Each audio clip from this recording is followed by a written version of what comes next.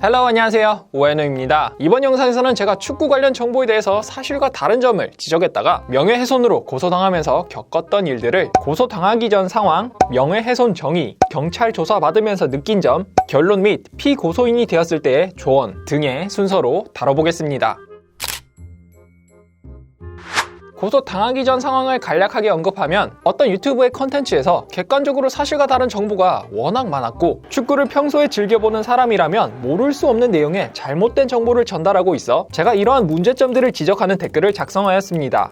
욕설이 포함된 내용을 작성한 것도 아니며 그저 문제점을 지적하는 댓글을 작성하였을 뿐인데 해당 유튜버는 그러한 내용의 댓글을 작성한 저를 비롯하여 같은 취지의 수많은 댓글을 삭제하고 관련 계정들을 차단하였습니다. 그래서 저는 한 축구 커뮤니티에 잘못된 정보를 지적하니 댓글을 삭제하고 계정을 차단하는 유튜버가 있다는 글과 댓글을 남겼습니다. 그랬더니 이 유튜버가 제 유튜브 영상 중 하나에다 제 댓글을 삭제한 건 실수라며 비판은 언제든 겸허히 받아들인다 같은 내용의 댓글을 남겼는데요. 그래서 저는 이 사건이 일단락 되었다고 생각하였는데 얼마 후 이 유튜버는 저에게 남긴 사과 댓글을 삭제하고 저를 명예훼손으로 고소했습니다.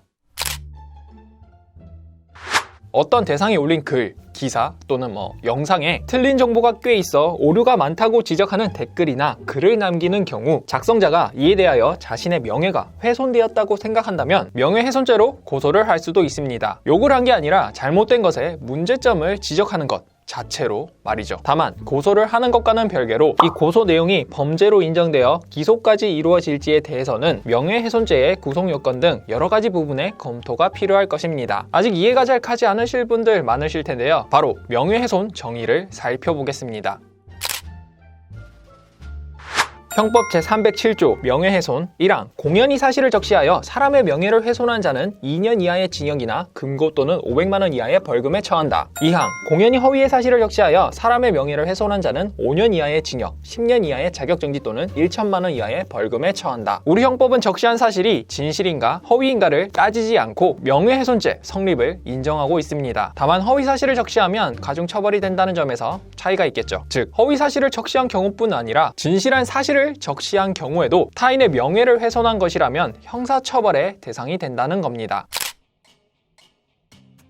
먼저 고소장이 접수됐다고 경찰로부터 통보를 받았습니다. 처음엔 보이스피싱인 줄 알았는데 진짜 경찰이었습니다. 경찰 조사를 받기 전 저는 정말 너무나도 떳떳했지만 만약을 대비해 수사 절차 및 대응 방법 상담을 해보는 게 좋겠다 싶었습니다. 그래서 저는 지방법원에 10분 법률 무료 상담을 하였는데 변호사들과 깊은 대화를 나누는데 한계가 있었습니다. 그래서 따로 비용을 들여 법률 사무소를 돌며 변호사들을 만났습니다. 상담을 하여 알게 된 것은 제가 고소당한 사건의 경우 처벌이 매우 힘들어 보이고 굳이 경찰 조사에 변호사를 대동할 정도의 비용을 들일 사안이 아니라는 공통된 답을 받았습니다. 그리하여 저는 혼자 조사를 받으러 경찰서로 향했습니다. 추후에 알게 된 사실인데 경찰 조사를 받기 전 고소를 당한 경우 정보 공개 청구를 통해 고소장의 내용을 알고 간다면 방어권 행사에 유리할 수 있었을 텐데 당시 저는 이런 사실을 모르고 조사를 받으러 갔었습니다. 경찰 조사는 약 3시간 동안 진행됐는데요. 3시간 내내 고소인이 진술한 내용을 반박하고 또 반박했습니다. 그리고 수많은 증거 화면을 일부분만 캡처해서 가져갔는데 경찰서에서 날짜와 시간까지 다 나온 전체 화면 캡처를 제출해야 좀 더 저에게 유리하다고 하더군요. 그리고 경찰이 전체 화면 캡처로 증거 자료를 최대한 가져오면서 저를 제외하고 다른 사람들이 고소인의 문제점을 지적하는 증거 자료가 있다면 많이 가져오라고 해서 제가 약 40에서 50장의 증거 자료를 경찰에 제출했습니다. 경찰 조사가 끝나고 약 2개월 뒤 경찰이 불기소 의견으로 검찰에 사건을 송치했다고 저에게 연락이 왔고 얼마 지나지 않아 증거 불충분, 혐의 없음으로 불기소 처분이 내려졌다는 연락을 받았습니다.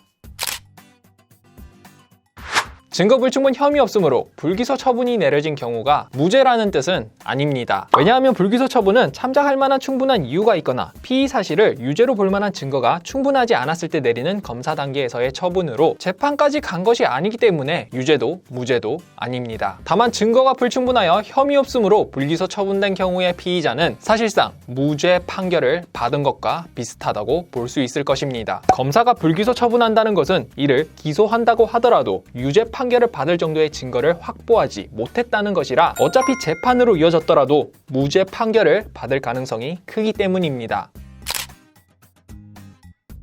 제가 명예훼손으로 고소를 당하여 나름 법 공부도 하고 많은 변호사도 만나고 경찰 조사도 받으며 여러 가지 사실을 알게 되었습니다. 그래서 여러분이 혹시나 저와 비슷한 내용으로 명예훼손으로 고소당했을 때 도움이 될 수 있는 점에서 몇 가지 조언을 하자면, 틀린 걸 틀렸다고 하거나 문제점을 지적하는 것 자체로도 상대방이 자신의 명예가 훼손되었다고 느낀다면 그것만으로도 명예훼손죄 혐의로 고소를 할 수는 있습니다. 피고소인이 되었다고 너무 당황할 필요는 없지만 자신이 아무리 떳떳하다고 하더라도 법률 자문가에게 수사 절차 및 대응 방법 등에 대하여 조언을 받아보는 게 좋습니다. 그리고 경찰 조사를 받기 전 정보 공개 청구를 통해 고소 내용에 대하여 미리 확인을 해보는 것이 필요하다고 생각됩니다. 또 증거가 될 만한 자료를 굳이 개인이 판단해서 추리지 말고 최대한 모아서 경찰에 제출하는 게 좋아 보입니다. 이어서 증거 자료를 전체 화면 캡처로 모으는 등 수사관에게 편의를 제공한다면 조사가 좀 더 빨리 진행될 수 있습니다. 끝으로 나와 같은 취지의 댓글을 작성한 사람이 있다면 이러한 사실에 대한 증거도 있으면 혐의를 벗어나는 데 큰 도움이 될 것입니다.